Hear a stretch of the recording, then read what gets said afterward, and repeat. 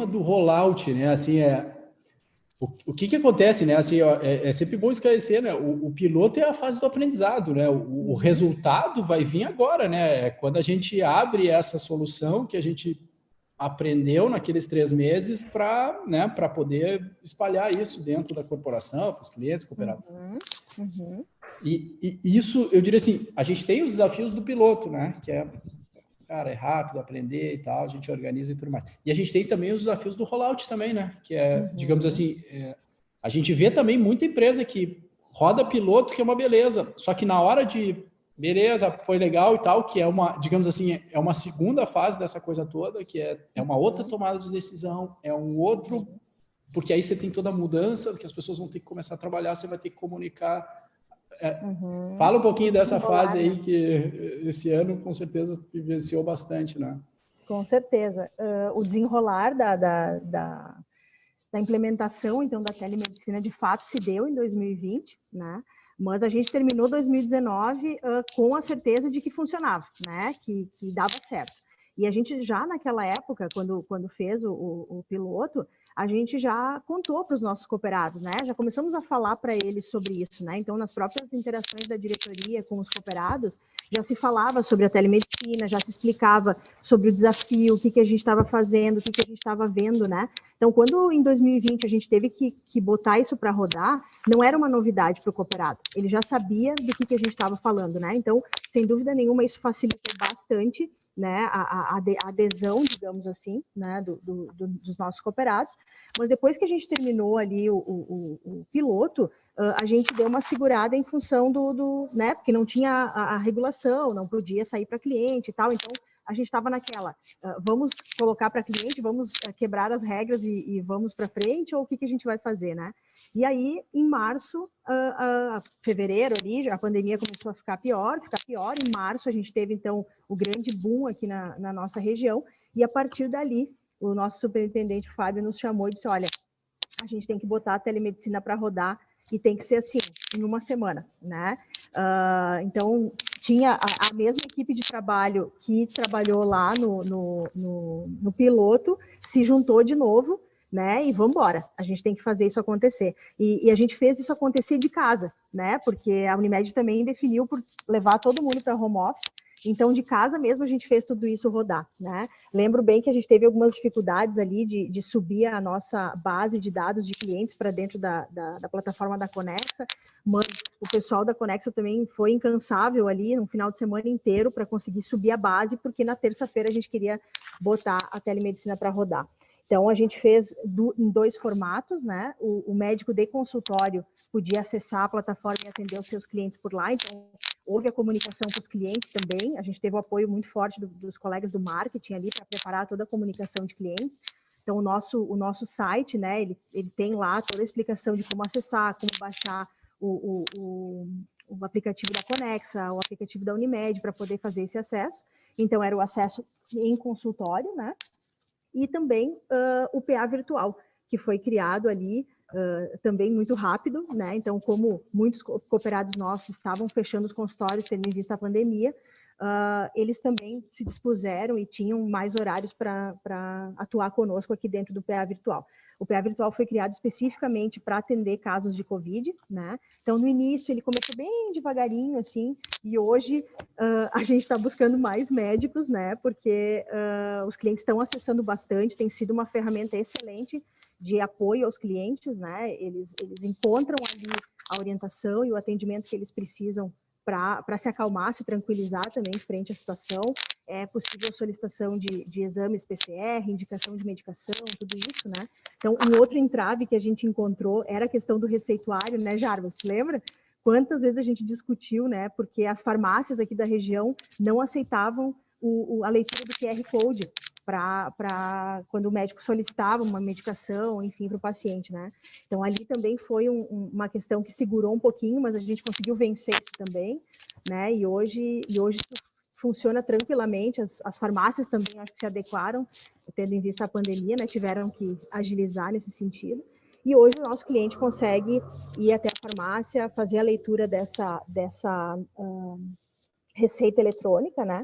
De forma bem tranquila e consegue ter a sua medicação e fazer todo o acompanhamento, então, com esses profissionais, né? Nós temos esse PA virtual, funciona 24 horas por dia, 7 dias por semana, então tem dado muito Eu não sei certo. se todo mundo sabe, Aline, o que é um PA, né? Talvez a sim, é um gente pronto fala aqui entre atendimento. nós. Isso. É um pronto atendimento COVID. É costume, né? É hábito. É isso. Isso. O cliente, então, acessa a plataforma, né, e faz uma consulta virtual com os nossos plantonistas que estão aqui, e recebe toda a orientação, solicitação de exames e assim por diante. Então, deu certo, assim, né? A gente conseguiu colocar em prática muito rápido, por já ter testado, por já ter conhecido a plataforma antes, né? E o apoio da Conexa foi, desde o início, né, até o desenrolar dessas ações, foi muito próximo, né? Uhum. Eu acho que não é difícil separar uma variável só, né, de fator crítico. Mas eu vejo assim que um dos fatores principais para que isso aconteça é o engajamento dos times.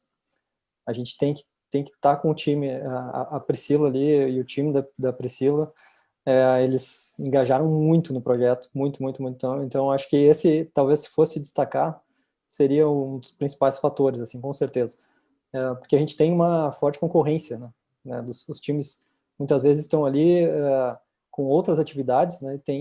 E tem essa concorrência, é difícil fazer essa divisão, né? Entre o trabalho do dia a dia, curto prazo, que vai ali sempre tentando entrar na fila, né? E uma inovação que está vindo, que é algo incerto ainda, que vai ser testado.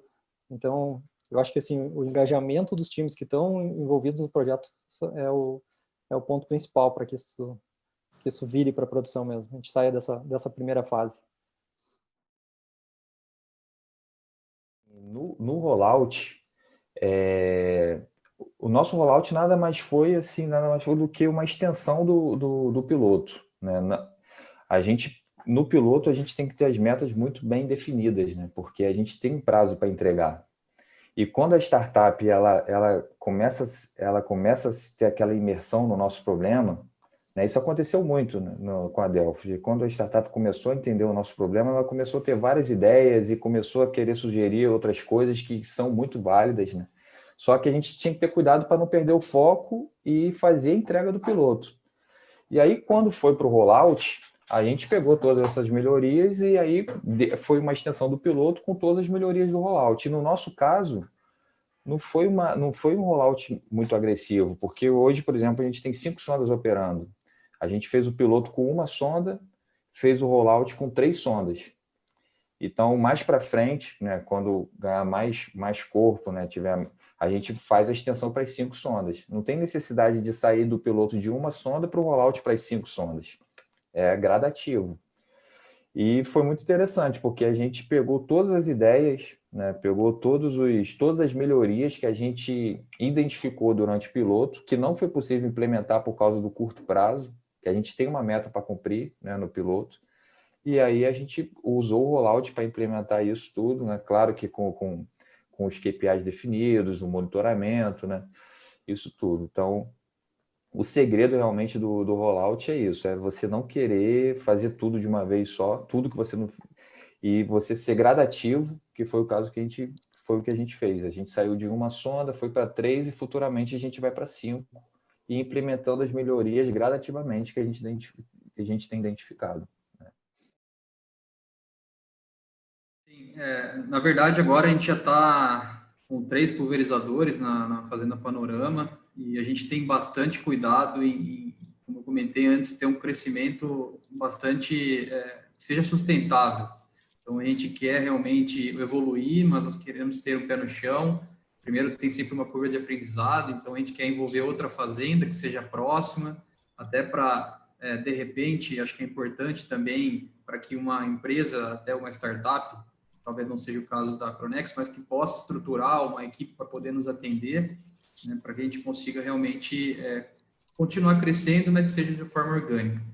Então, a gente quer realmente continuar utilizando a ferramenta, a gente tem que explorar tudo que ela pode entregar para nós, tem muita coisa que a gente não explorou, A gente quer, primeiramente, delinear tudo que ela pode entregar para depois, nas próximas fazendas, conseguir apenas replicar e não abrir de forma desordenada para que depois a gente tenha que recuar e refazer tudo que a gente estava fazendo. Então, realmente, a gente está querendo evoluir dessa forma.